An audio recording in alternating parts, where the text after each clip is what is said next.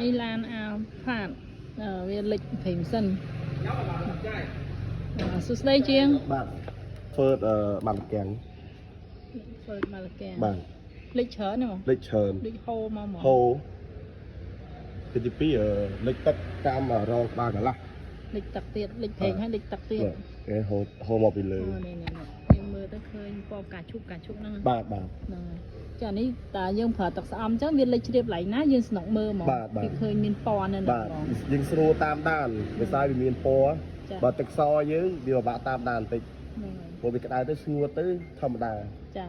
ចឹងមកលេចเพลงសិនចឹងឥឡូវយើងធ្វើមិនដែរបងយើងតម្លាក់ម៉ាស៊ីនតម្លាក់មកយើងដោះប្រវាយប្រអប់លេខនឹងម៉ាស៊ីនចេញពាក្យកដាហើយយើងកឹះហ្វឺតចេញមកក៏ហ្វឺតយើងបាទអានេះយើងតម្លាក់ចុះមកក្រោមហើយអានេះយើងត្រូវប្រវាយដូររងក្បាលកន្លះម៉ាប់ក្បាលកន្លះឡើងវិញឲ្យស្មើបានយើងដាក់ចូលវិញ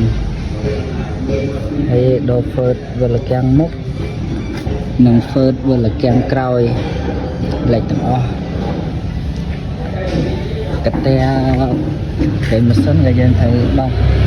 បិទឡើងវិញទាំងអស់ដែរអានេះមូលហេតុដែលវាលិចទឹកតាមហ្នឹងគាត់ជីអស់ទឹក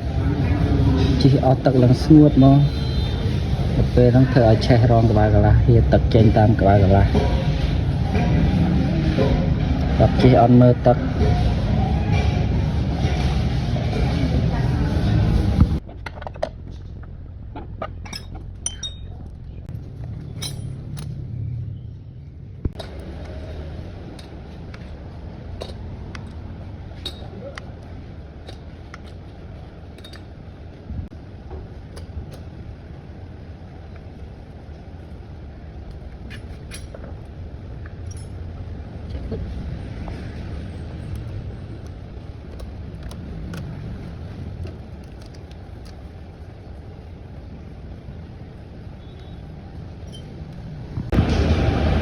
បាទឥឡូវយើងប្រវែកចេញហើយ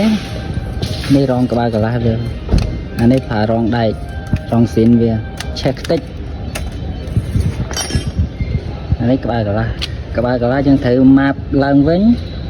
បានយើងដាក់រងថ្មីឆេះខ្ទេចអស់ហើយប៊ីស្តង់អត់អីអត់អាឡុងបាទអញ្ចឹងបងប្អូនជិះឡានគួរតែមើលទឹកផងតែអត់ទឹកដឹងថាទៅឆេះរងកន្លះដូចឡាននេះអញ្ចឹងសំខាន់បំផុតទឹកប្រេងម៉ាស៊ីនអាហ្នឹងគឺសំខាន់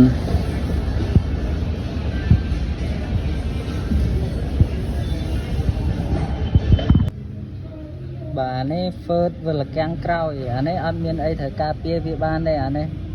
វាប្រើដល់ថ្ងៃដល់ខែវាគឺវាលេចហើយវារឹងមាត់ហ្វឺតវាអញ្ចឹងធ្វើឲ្យលេចប្រេងដល់ពេលអញ្ចឹងតតែឡើងប៉ុងឬក៏ចតនៅលើអិតអីបានឃើញស្រក់ចំប្រឡោះកដាលឡានណាប្រឡោះម៉ាស៊ីនអាហ្នឹងអត់មានវិធីការពារទេដល់ថ្ងៃដល់ខែគេទៅហើយបាទអាទឹកនេះមានវិធីការពារអានេះយើងត្រូវមើលទឹកមុនចេញទៅណាអញ្ចឹងត្រូវតែបើកមើលទឹកឬក៏ប្រេងម៉ាស៊ីនបើអត់មើលទេខ្វះអីជិះតាមផ្លូវវាអាចខ្វះធ្វើឲ្យឡើងកម្ដៅខ្វះទឹកឆេះរងកន្លះ